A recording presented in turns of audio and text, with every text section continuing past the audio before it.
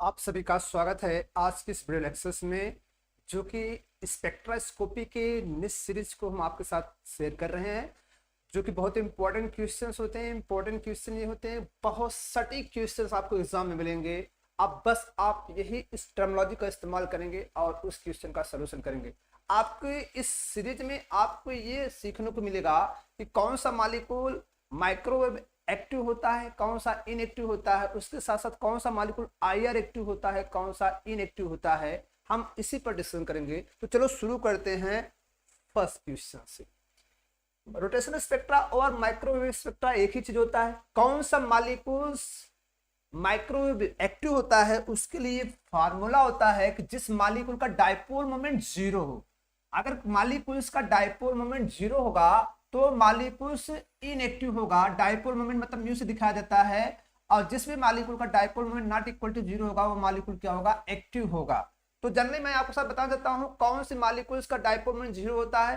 होमोएटॉमिक molecules, जिनमें क्या हो, इलेक्ट्रॉन डिफरेंट क्या हो, सेम हो। ठीक है, होमोएटॉमिक मॉलिक्यूल जितने भी होते हैं उनका डायपोल मोमेंट जीरो होता है। जैसे आपका हाइड्रोजन, नाइट्रोजन, ऑक्सीजन, क्लोरीन, ये होमोएटॉमिक जो डायटॉमिक मॉलिक्यूल्स होते हैं उनका क्या होता है, म्यू जीरो होता है। और ये मॉलिक्यूल्स क्या होते हैं, ये माइक्रोवेव इनएक्टिव होते हैं। ये क्या होते हैं, माइक्रोवेव क्या होते हैं, इनएक्टिव होते हैं। लेकिन आपका नेक्स्ट है हेटेरोटॉमिक डायटॉमिक मॉलिक्यूल्स, जैसे आपका hydrogen chloride, hydrogen bromide, hydrogen iodide और कार्बोनिल, नाइट्रोसिन, ये सब क्या होते हैं, ये आपके माइक्रोवेव एक्टिव होते हैं। और इनका डायपोल मोमेंट जीरो नहीं होता, इनका डायपोल जीरो नहीं होता। क्योंकि डायपोल जीरो कब होता है, एक जनरल टर्म हमारा जाने, डायपोल जीरो तब होता है, डायपोल में एक इंड जैसे क्या होता है, पॉजिटिव होता है, क्या होता है, निगेटिव होता है। और हमेशा जो चलता है डायपोल हमेशा किधर चलता है, पॉजिटिव टू निगेटिव चलता है, केयर करिएगा। और जनरली डायपोल मोमेंट अगर पॉजिटिव निगेटिव चल रहा है, अगर दो डायपोल का डायरेक्शन क्या हो, एक दूसरे के अपोजिट हो। अगर अपोजिट होगा तो वो जीरो होगा। अगर ये बताओ, ये वेक्टर होता है, इसका जो रिजल्टेंट होगा वो क्या होगा, ये मान लो डायपोल जीरो हो जाएगा। अगर दोनों का डायरेक्शन सेम है, अगर सेम डायरेक्शन में है तो नॉट इक्वल टू जीरो होगा। ये नॉट इक्वल टू जीरो वाला है। तो कुछ कंडीशन से भी हम बता सकते हैं किसका जीरो होगा, किसका जीरो नहीं होगा, अगर हमें डायपोल बनाने आता होगा तो उस बेसिस पे। बताओ यहाँ पर ये मॉलिक्यूल्स हमारे क्या है, एक्टिव है। ट्राइटॉमिक मॉलिक्यूल्स की बात करते हैं। ट्राइटॉमिक मॉलिक्यूल्स में जैसे हमारे सामने लिखे गए हैं barium chloride, sulphur trioxide, carbon disulphide, ये मॉलिक्यूल का भी डायपोल जीरो होता है। क्यों होता है, अगर बेरियम क्लोराइड को आप देखेंगे दोनों लीनियर शेप में होते हैं, और लीनियर शेप में होने की वजह से इस पर क्या होता है बताओ, निगेटिव होता है। ये क्या होता है, पॉजिटिव होता है। और ये भी क्या होता है, निगेटिव। डायपोल क्या हो रहा है बताओ, positive to negative, positive to negative. बताओ अपोजिट है कि नहीं, इसलिए इसका जीरो होता है। सल्फर ट्राइऑक्साइड ट्राइगोनल प्लेनर होता है, ट्राइगोनल प्लेनर मॉलिक्यूल्स का डायपोल जीरो होता है। कार्बन डाइसल्फाइड भी लीनियर ही होता है, कार्बन डाइसल्फाइड भी लीनियर होता है। ये सल्फाइड आपको दिखेगा, कार्बन डाइसल्फाइड जो होता है लीनियर ही होता है। इसमें भी वही सिचुएशन होती है, जो कार्बन होता है, कार्बन और सल्फाइड, इन दोनों का डायपोल जो होता है, सल्फाइड क्या होता है, अपने को निगेटिव रखता है, क्या रखता है, पॉजिटिव। ये भी क्या रखता है बताओ, निगेटिव। ये क्या रखता है, पॉजिटिव। तो दोनों के रेफरेंस में अगर हम बात करें तो दोनों का क्या होता है, positive to negative, positive to negative होता है, जिसकी वजह से क्या होता है, डायपोल जीरो होता है, डायपोल जीरो होता है। लेकिन इन मॉलिक्यूल का, जैसे H2O मॉलिक्यूल आपका होता है, H2O मॉलिक्यूल वाटर जो होता है, इसका डायपोल जीरो नहीं होता, इसमें डायपोल पाया जाता है। सल्फर डाइऑक्साइड, इसमें डायपोल पाया जाता है। SnCl2, जैसे आप H2O को देखो, SnCl2 में अगर आप देखेंगे, SnCl2 में एक लोन पेयर बनता है, एक लोन पेयर बनता है, ये लोन पेयर होता है। अब बताओ इसका डायपोल जीरो नहीं होगा, क्यों नहीं होगा, क्योंकि लोन पेयर हमेशा क्या होता है, निगेटिव होता है। इसके डिफरेंस में क्या होगा, पॉजिटिव होगा, जिसके कारण ये डायपोल क्या होगा, अपोजिट होगा। यहाँ पे क्या होगा, पॉजिटिव टू निगेटिव, ये वाला तो होगा, क्लियर है। ये तो इसको कैंसिल कर देगा, ये भी निगेटिव होगा, ये तो इसको कैंसिल कर देगा। लेकिन ये वाला कैंसिल नहीं होगा, जिसकी वजह से यहाँ पर डायपोल नॉट इक्वल टू क्या होगा, जीरो होगा। और ये मॉलिक्यूल आपका एक्टिव में आ जाएगा। किस में आएगा, ये माइक्रोवेव एक्टिव होगा, इस मतलब रोटेशनली एक्टिव मॉलिक्यूल्स को शो करेगा। तो ये रहा, हम कैसे पहचाने कौन सा मॉलिक्यूल हमारा माइक्रोवेव एक्टिव है, कौन सा इनएक्टिव है। इसके साथ साथ मैं आपके साथ और पॉइंट शेयर करूंगा कि कौन सा मॉलिक्यूल आईआर एक्टिव होता है, कौन सा इनएक्टिव होता है। उसके लिए भी सेम टू सेम फार्मूला है। अगर डायपोल जीरो होगा तो वह इनएक्टिव होगा, और dipole not equal to zero होगा तो क्या होगा, एक्टिव होगा। एज लाइक अगर हम आपके साथ शेयर करें H2 को देखें तो H2 में बताओ क्या होगा, डायपोल तो सेम होगा। बताओ H2 हो गया, फिर आपका N2 हो गया, O2 हो गया, Cl2 हो गया, इन मॉलिक्यूल्स का क्या होता है, म्यू क्या होता है, 0 होता है, इसलिए क्या होते हैं बताओ, इनएक्टिव होते हैं। लेकिन अगर बताओ हाइड्रोजन क्लोराइड हो गया, हाइड्रोजन ब्रोमाइड हो गया, ये मॉलिक्यूल का जो डाइपोल होता है म्यू क्या होता है, नॉट इक्वल टू 0 होता है, इसलिए किसमें पढ़े जाते बताओ, ये पढ़े जाएंगे एक्टिव मॉलिक्यूल। किसमें पढ़े जाएंगे बताओ, IR एक्टिव में पढ़े जाएंगे। ये आपके मॉलिक्यूल IR क्या होंगे, एक्टिव हो जाएंगे। क्या हो जाएंगे, एक्टिव हो जाएंगे। सिमिलरली आपके साथ और एग्जांपल मैं बताना चाहूंगा, कार्बन डाइऑक्साइड। कार्बन डाइऑक्साइड भी क्या होता है, इसमें क्या होता है, कार्बन डाइऑक्साइड में दो पॉसिबिलिटी होती है, ये IR एक्टिव भी होता है और IR इनएक्टिव होता है। वो कंडीशनल पर होता है कि वो सिमेट्रिकल है कि एसिमेट्रिकल है। तो कार्बन डाइऑक्साइड को देखा जाए, फिर आप देखेंगे N2O भी IR एक्टिव होता है, कार्बन डाइऑक्साइड भी IR एक्टिव होता है, इनएक्टिव दोनों काउंट किया जाता है। कैसे आप डिसाइड करेंगे कार्बन डाइऑक्साइड के लिए, तो कार्बन डाइऑक्साइड के लिए मैं आपके सामने दो सिचुएशन क्लियर कर रहा हूं। ये कार्बन डाइऑक्साइड का बॉन्ड है, ये देखो, जब कोई मॉलिक्यूल्स IR एनर्जी लेता है तो उसमें वाइब्रेशन होता है। अगर वाइब्रेशन क्या हो रहा है, ये ध्यान दो, वाइब्रेशन क्या हो रहा है, कार्बन से ऑक्सीजन तरफ हो रहा है, मतलब ऑक्सीजन कार्बन खींच रहा है, इसका मास ज्यादा है।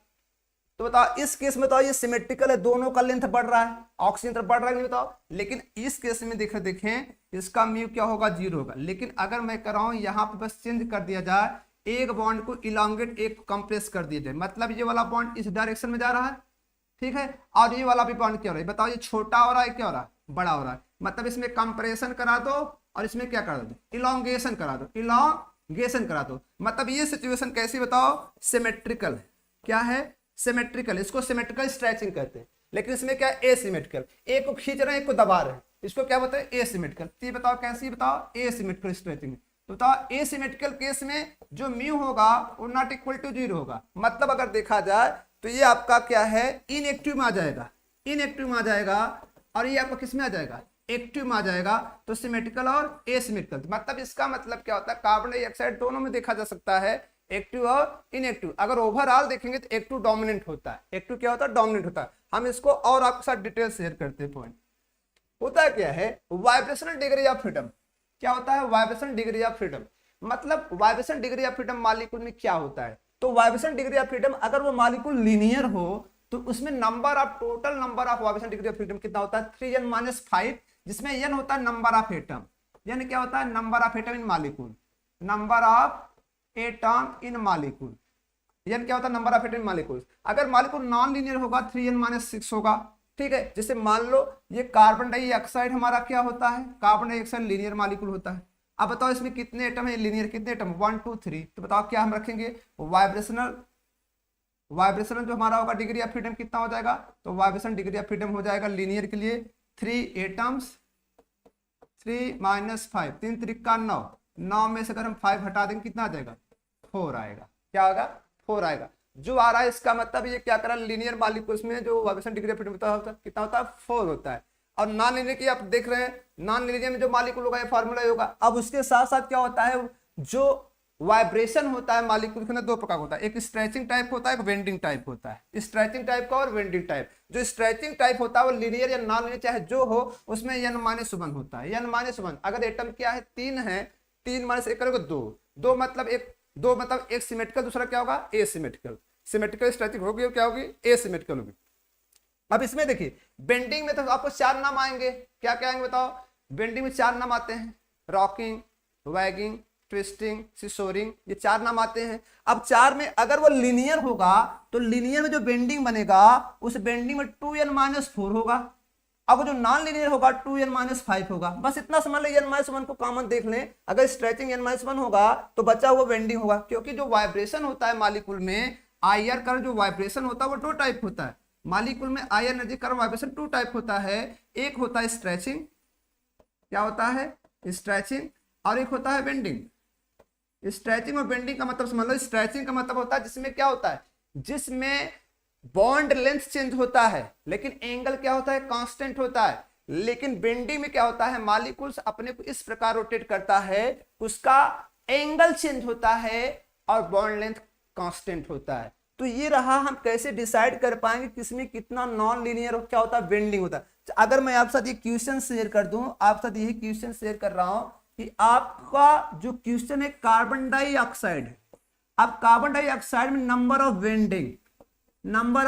वेंडिंग वाइब्रेशन, तो नंबर ऑफ बेंडिंग वाइब्रेशन कितना होगा? तो कार्बन डाइऑक्साइड लीनियर होता है, लीनियर केस में फार्मूला क्या है? फार्मूला है 2n माइनस क्या 4, हम वैल्यू रखेंगे n मतलब नंबर ऑफ एटम 3, तो क्या होगा 2 इंटू 3 माइनस 4 दैट इज कितना हो जाएगा 2 3 6, 6 में से आप 4 हटा देंगे, कितने आ जाएंगे बता 2, दो आपको बेंडिंग वाइब्रेशन एक्टिव मिलेंगे, दो क्या मिलेंगे एक्टिव मिलेंगे। ये आप समझते जो ये वैल्यू आ रही है बताते हैं इतने आईआर एक्टिव वाइब्रेशन बनेंगे, इतने आईआर एक्टिव वाइब्रेशन बनेंगे जिससे आप निकाल सकते हैं। चलो मान लो आप साथ मैं और एग्जांपल समझ, C2H2 जिसको एसिटिलीन कहते हैं, एसिटिलीन भी लीनियर मॉलिक्यूल होता है, एसिटिलीन भी क्या होता है लीनियर मॉलिक्यूल होता है। इसमें कितने एटम हो गए 2 2 4, तो 4 जब होंगे तो 4 आप रखेंगे तो 4 कितना हो जाएगा 4 दूनी 8, 8 में से 8 गए कितना 4 गए कितना 4 आएगा। तो बता अगर हम इसमें नंबर ऑफ बेंडिंग वाइब्रेशन देखें तो नंबर ऑफ बेंडिंग वाइब्रेशन कितना हो जाएगा 4 एटम हो गए, 2 इंटू 4 माइनस 4, आंसर कितना आएगा 4 आएगा, कितना आएगा 4 आएगा, क्योंकि एस्पिरिन भी लीनियर मॉलिक्यूल होता है, आपने पढ़ा होगा ये एस्पिरिन का स्ट्रक्चर होता है, ये लीनियर होता है। लेकिन अगर यही क्वेश्चन मैं आपके साथ शेयर करूं वाटर हो क्या हो H2 हो, तो शायद आपने पढ़ा होगा H2 तो भी सेफ होता है, वो लीनियर होता नहीं, तो बताओ लीनियर जब नहीं होता इसमें क्या होगा बताओ, जो डिग्री ऑफ वाइब्रेशन हो कितना होगा, वाइब्रेशन कितना होगा, ये नॉन लीनियर है तो नॉन लीनियर के लिए कितना होता है बताओ 3n माइनस 6 होता है।